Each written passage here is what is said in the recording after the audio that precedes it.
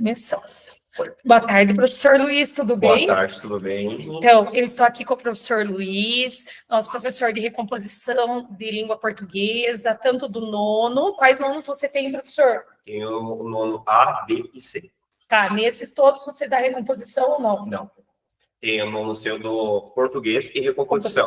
No nono A, eu dou recomposição e no B também recomposição. E daí tem as turmas da noite. E as turmas da noite também, que eu trabalho com recomposição e português. Então, tá.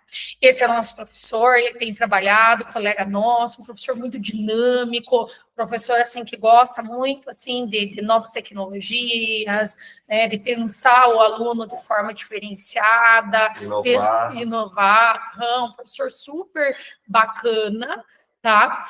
E a gente vai hoje, professor, trabalhar com alguns critérios, que é a gestão de sala de aula, a gente vai olhar, analisar os nossos dados que a gente tem, dos nossos estudantes, partindo do LSO, partindo também dos dados que a gente tem da segunda avaliação da prova CAED, e aí a gente também vai pensar agora o caderno foco aí para as nossas últimas semanas e olhar um pouco mais, assim, a gente sabe que o professor já faz, mas a gente olhar um pouco mais especificamente alguns alunos e buscar eles no nível que estão, principalmente os alunos com defasagem, né? Então, o nosso foco hoje é pensar o SAEB e pensar a gestão de sala de aula também lá com o SAEB, pensar formas, estratégias, para a gente trabalhar com esse caderno. E veio aí para a gente resgatar nosso estudante e potencializar a aprendizagem deles. Também, né, isso mesmo. Uhum. Então, assim, professor, nós temos aqui uma imagem do LSO de língua portuguesa do nono C, que é a nossa turma da tarde. Tá? Quais esses estudantes, tá, apresentam realmente, por exemplo, defasagem.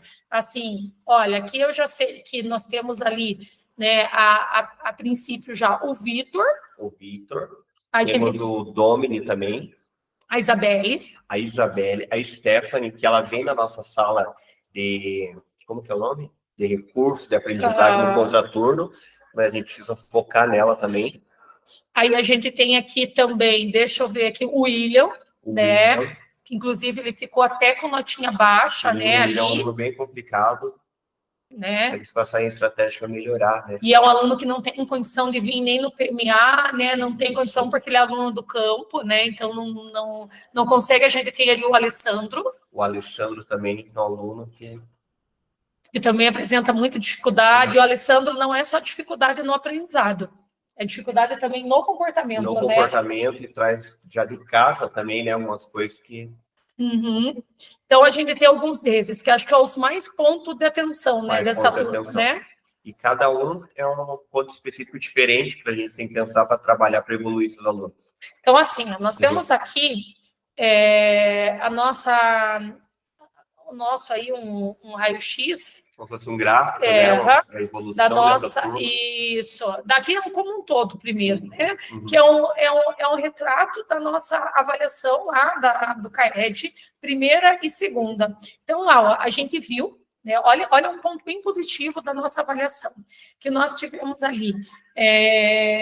Na defasagem, nós vimos que nós recuperamos os alunos, porque olha ali, ó, na primeira eles estavam com 46, agora eles já estão com 36, então foi um ponto muito positivo, a gente conseguiu resgatar e avançar na aprendizagem, né? Olha, de aprendizado intermediário, nós estávamos com 42, agora nós estamos em 41 e nós conseguimos avançar no adequado. Nós estávamos com 11 na primeira avaliação e agora a gente apresenta 22% de melhor ali, ou ali 10% de melhor dos estudantes que estavam no nível adequado, e agora a gente tem mais 10% em cima, né? Por isso que de 34 foi para 44 aqui. E isso é um ponto muito positivo.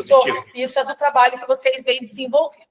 Só É o que aí, resultado, né, que tá dando certo. isso, Temos né, que que é essa somatória que nós temos que continuar fortalecendo. E aí a gente olhou, eu não sei se aí, professor, você que também já viu os dados, nós vimos que, segundo a nossa formação continuada, que a gente debateu no momento pedagógico, você trouxe ali que eles têm dificuldade no quesito da interpretação de texto. Isso, artigo de opinião, diferenciar o que é fato e o que é opinião. Né, ou de retirar as ideias do texto, né? Achar, tipo, informações explícitas e implícitas. Mas o Isso. principal é implícito, que eles não conseguem localizar essa informação. A gente tem que trabalhar em cima disso para ensinar eles como eles localizar essa informação. A explícita está mais fácil, né? Mas é implícita para eles saberem aonde que está no texto. Trabalhar a tese também, que eu estou vendo aqui, que é um dos escritores que a gente tem que trabalhar com eles.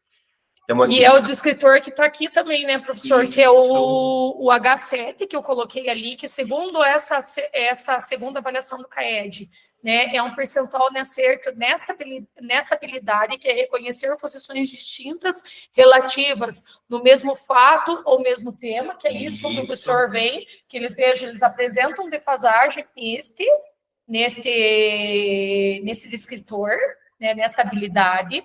Aí eles também apresentam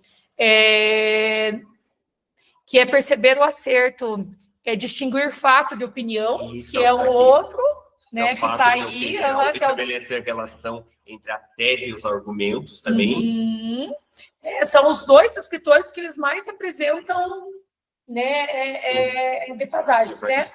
Que eles não estão conseguindo ainda avançar. Mas sabe o que eu acho engraçado? Eles sabem, assim, o que é fato e o que é opinião. Só que localizar no texto aquilo dali, achar aonde o autor está dando a opinião dele. Eles não estão conseguindo localizar isso. A gente bolar uma estratégia para eles pegar e tá, exemplo, pegou o texto lá, ele, professor, aqui está a opinião, e grifar. Porque a partir do momento que eles sabem qual a opinião do autor do texto, eles vão conseguir localizar as informações. Pois é, só que aí eu acho que também a gente tem um problema, porque olhando, claro, eu não tenho eles, mas olhando os alunos em sociologia, quando eu dou um texto, eu preciso dizer assim, a questão vai lá, retire do texto, né, o que o autor está querendo dizer com isto. Né? Eles não conseguem fazer isso, porque eles estão partindo do quê? Da opinião deles. Eles não obedecem ainda o comando da questão, né? Não conseguem extrair aquela informação que é necessária para responder. É exatamente isso. Daí aqui eu tô com uma, né, assim, tem coisas aqui que lidam também os alunos a questão do rendimento deles no LSO, né? Nós temos a Arielle ali, que ela está em defasagem. A Arielle é uma aluna ali que ela tem aí um histórico, assim, que ela dá uns perdidos, às vezes, né? Mas ela é uma aluna que vem, a gente sabe ali que, às vezes, em algumas situações ali, não sei por que nesse momento da prova, ela tirou uma nota ruim, mas ela é uma aluna que ela tem boas notas. Ela tem potencial. Se ela frequentar, ela tem um potencial bom. Agora ali, o Domini é o aluno que a gente comentou, né? Olhando as notas do LSO, ele é um aluno de defasagem. Nós temos a Emanuele ali, que também apresenta defasagem. Nós temos ali a Emily. A Emily. Tem Stephanie também. A Stephanie ali, que está. Isso. Nós temos ali a Isabelle, a Lohana, que também é uma aluna que apresenta muita falta. Muita falta, mas é uma aluna boa. Temos o William também, o Victor. Só que eu acho engraçado que cada um desses alunos é um perfil. É um perfil diferente que a gente tem que trabalhar. E aí a gente também tem o Luan. E o Luan é outro ponto ali que na prova do CAED ele está em defasagem. E o Luan também é uma situação do quê? De indisciplina, né? Indisciplina e comportamento. É uma questão bem comportamental ali, né? A gente já pediu intervenção da família para essas coisas e a gente... Você chamou a família, a gente conversou, orientou, que é o principal, que é orientar eles. E aí a gente tem aqui algumas... Eu trouxe também até um padrão para a gente ver esses descritores de menor acerto. Igual lá o distinguir fato de opinião, lá o que é o... A gente vê que, olha, em relação... Né, esse aqui é um print que eu bati lá do CAED, dos resultados. E eu peguei lá e pedi para ele fazer uma planilha lá para mim, comparando com, né, as habilidades, comparando com as outras turmas. A gente vê que a turma da tarde, ela apresenta muita dificuldade, né? E a turma da tarde, qual é a principal dificuldade lá, professor? principal, turma em si. a turma em si, eu acho que o principal que a gente tem que pegar e trabalhar, que igual eu falei, localizar a informação, só que para localizar a informação, que é uma coisa que a gente sempre bate na mesma tecla e fala, é a leitura. Como que eles vão localizar algo se eles não lerem? Porque não tem como localizar algo sem ler, né? E aí eles não têm foco, né? Não tem foco na leitura.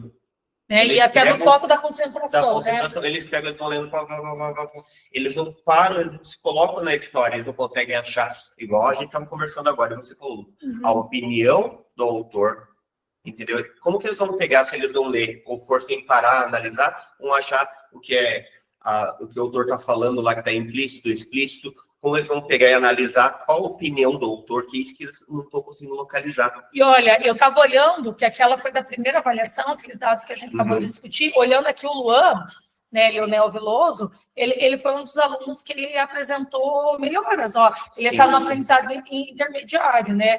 Isso quer dizer que ele teve alguns avanços, ele entendeu, né? Porque bem no começo, lá, ele estava um aluno que estava no vermelho. Então, ele já evoluiu, então está dando resultado no nosso trabalho. E a gente tem que continuar com isso, evoluindo e pensar outras estratégias. Para ele sair do intermediário agora e poder passar para o verde, né? Que a gente tem nosso semáforo aqui, que a gente vai analisando, né, os resultados dos alunos. E é também algo que fica o semáforo, é bom que fica bem visível para eles, visível, né? E eles sempre perguntam quando a gente vai estar atualizando, porque eles querem saber, professor, evoluir, como que eu estou. Isso é muito importante também. Tá. Agora, Luiz, eu pensei assim, da gente tentar olhar, né, especificamente para o nosso caderno Foco no SAEB, que é o último que teve, nós olharmos dentro desse caderno e olhar esses estudantes, preparar uma atividade retirando as questões daqui e a gente montar aqui, ó, tá? Nesse aqui que a gente está com outro notebook, outro computador, outra máquina aqui do lado, para a gente pensar e tirar as estratégias, tirar questões e a gente ir fazendo o nivelamento, buscando o estudante aonde ele está, né? E aí, o que eu pensei? Eu pensei da gente pensar em fazer esse material, você analisar ali, você que é específico, já sabe, olha, conhece especificamente dele. Aí eu elaborei aqui 3 documentos, né? Um documento para os alunos com nível de defasagem, um aluno para o nível intermediário, aí a gente vai trabalhando com essa tabela que está aqui, né? A gente olhando eles, enquadrando e pensando as questões e organizando. Por quê? Porque que a ideia da CED? A ideia da CED é não aplicar aquele caderno como simulado, mas aí a gente fazer junto. E a outra ideia que eu proponho para você, para pensar nessa gestão de sala de aula e pensar a potencialidade deles, que eles são alunos falantes, né? São muito falantes. Isso. Eu pensei de você entregar, né? Ou de repente não deixar eles em um grupo muito grande, mas pensar assim, pensar blocos dentro da sala de aula, ou dividir com o docente 2 eles, mas enfim, entregar esse documento para o docente 2 para trabalhar e depois a gente ir para o coletivo, abrir isso aqui lá no Educatron, né? Depois que a gente trabalhar individualmente, lá dentro do grupo deles, fazendo essa gestão de sala de aula, né, organizando eles em pequenos grupos, de acordo com o nível de dificuldade deles, eles ir olhando esse material, e aí, por fim, tá, e fazer eles fazer um seminário, apresentando, porque eles gostam de falar, aí a gente precisa usar, e aí você ir intermediando só a aprendizagem deles, porque eles têm que localizar, e aí perguntando para eles depois quais as estratégias que eles utilizaram para resolver, como que eles poderiam resolver, o que eles podiam passar e eles irem apresentando para a turma. Ou eles também isso apresentando para a turma e questionando os outros grupos, qual é a dificuldade que eles apresentam para a gente conseguir entender e ajudar todos os grupos a fazer eles interagir entre eles também. Isso, e você acha que é uma estratégia que vai dar bacana, vai conseguir potencializar? Aí eu trouxe aqui também, Luiz, para a gente pensar algumas questões aí que são questões assim problematizadoras, tá? Desses avanços que a gente já viu, que foram avanços significativos. Quais foram os avanços dos estudantes da recomposição da aprendizagem, levando em consideração a primeira e a segunda? O que você acha que a gente teve de avanços? De avanço, a primeira coisa que eu notei é que eles pegam e estão mais motivados. Eles colocaram na cabecinha deles que é preciso eles focar e que os professores estão aqui para ajudar e somar junto com eles. A gente não está deixando eles sozinhos. A gente tem toda a equipe pedagógica, tem os professores, tem a direção, e a gente está aqui para apoiar eles e ajudar. Tanto que o que a gente falou agora, a gente está dando espaço para eles falar, professor, que nós temos dificuldade, o que a gente pode melhorar, e nesse grupo de debate... E o diálogo foi fundamental. O diálogo foi fundamental. E o principal é, igual a gente falou aqui, que você falou dessa roda de círculo, eles perguntando para os colegas, que daí eles estão ali, um entende o outro, eles falam, se ajudam, e a gente pode pegar e elaborar uma metodologia diferente para eles. Então, o professor já comentou das dificuldades que eles ainda continuam apresentando, que é olhar, né, distinguir fato de opinião, achar as informações explícitas no texto, a questão da leitura que a gente está trabalhando para aperfeiçoar mais que são questões ainda que eles não conseguiram, embora a gente for olhar, eles não conseguiram ainda desenvolver, se a gente for colocar, é uma questão ainda de alfabetização, de analfabetismo, a gente combater esse analfabetismo funcional ainda que tá. Isso também agrava muito na época da pandemia, que a gente está sofrendo muito hoje com isso. E ainda é vestígio, né, desse período pandêmico. Daí, levando em consideração as inúmeras técnicas pedagógicas já utilizadas em recomposição da língua portuguesa, qual das técnicas, professor, eu sei que utiliza várias, qual que foi a que mais deu efeito? Na verdade, são duas. Tá? Uma é metodologia ativa, só que a gente não pode esquecer de trabalhar a metodologia ativa, só que a metodologia, podemos falar, como que eu posso falar, não me ajuda? Temos a metodologia ativa, só que não deixar para trás a tradicional. A tradicional, exatamente, juntando as duas. Né? Não deixar uma para trás da outra. Isso, trabalhar a tradicional com metodologia ativa, para não ficar cansativo para o aluno, para o professor, para a gente conseguir inovar. A gente vai com a tradicional. Na hora de a gente colocar a mão na massa, a gente vai com metodologia ativa. E daí a gente vai pegar e ver se realmente o aluno entendeu. Acho que é bem importante trabalhar as duas ali. E potencializar a aprendizagem. Isso mesmo. Né? Eu não acho... colocar só em uma. Eu vi na observação que eu fiz, até para pensar nessa aula de atividade, eu vi que o professor sempre está trabalhando assim. Está lá, fazendo uma aula expositiva dialogada, com o material do LSO, mas também está ali com o caderno, anota isso que é importante, sim. Olha, analisando questões, o professor explica, anota, pede para os estudantes anotar, todo mundo anota, né? Utiliza essa estratégia do Doug Lemov, né? Que é todo mundo anota. Olha, discute também, né? Sim. Os destratores com eles, as questões, isso é muito bacana, né? Dizendo assim, o porquê que eles acham tais. Por que é importante eles focarem nisso.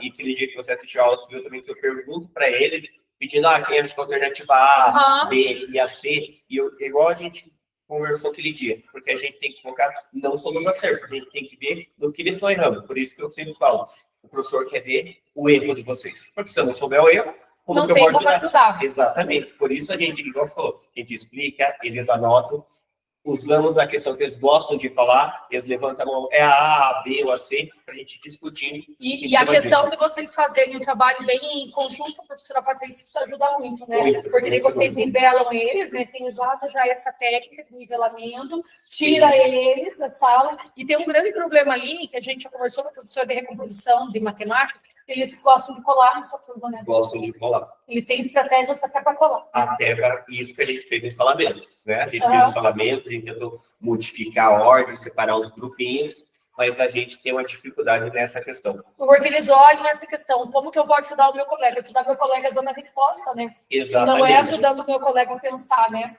E sempre no grupinho que é uma cabeça, e os coleguinhas. Por isso que a gente está tentando pegar e desfocar. Temos lá a Estela, que é um aluno muito boa nossa, e tem um grupinho dela com mais 3 alunos. A gente tem que separar a Estela, deixar aquele grupinho sozinho para ver se realmente o foco dali era a Estela, né? Porque não adianta, a Estela não sabe o que é bom. A gente tem que ver qual é a sua dificuldade. Por isso que a gente está isolando eles. Que dificuldade eles têm, senão a gente não consegue perceber. Exatamente. Por isso que a gente tem que focar naquela coisa. Então, por isso que a gente pensa em também dividir eles, fazer a gestão da sala de aula, dividindo eles em grupos, por mais que eles estão lá no teu grupo que vai ficar. A minha sugestão é essa. Né, a gente dividir, selecionar questões, você entregar para esses grupos essas questões, né? E depois, de repente, a gente fazer um seminário final ali, utilizando essas duas questões. Eles fazem um estudo focado, né? O estudo de caso das questões, e aí depois eles vão e apresentam para todo mundo. Pode ser? Perfeito. Você acha que é uma estratégia? É ótimo, porque eles sabem a linguagem deles com os colegas, e às vezes os colegas vão prestar atenção para conseguir debater sobre aquilo, que é a roda de conversa nos grupos que a gente está planejando também. Ótimo, vai dar bom, né? Sim. Então, vamos fechar a nossa hora de atividade, né? Muito obrigada, professor. Eu que agradeço pelo feedback. Isso foi muito bom, Foi muito boa a aula que eu assisti, uma aula super dinâmica, os alunos participaram, né? Os alunos estão ali. E outra, essa também é uma estratégia que vai dar oportunidade também para aquele aluno, para o professor também identificar, né, algumas dificuldades daquele aluno que é mais quietinho, que às vezes é mais retraído, né? E ele conseguir falar, né? E temos que trabalhar junto, né? Como a gente está trabalhando. Porque pedagógica, os professores, sempre inovando com os alunos também. Ai, obrigada, professor. Obrigada. Ai, você é super parceirão. Temos que ser, né? Trabalhando junto, a gente chega lá. E vamos conseguir, vamos avançar.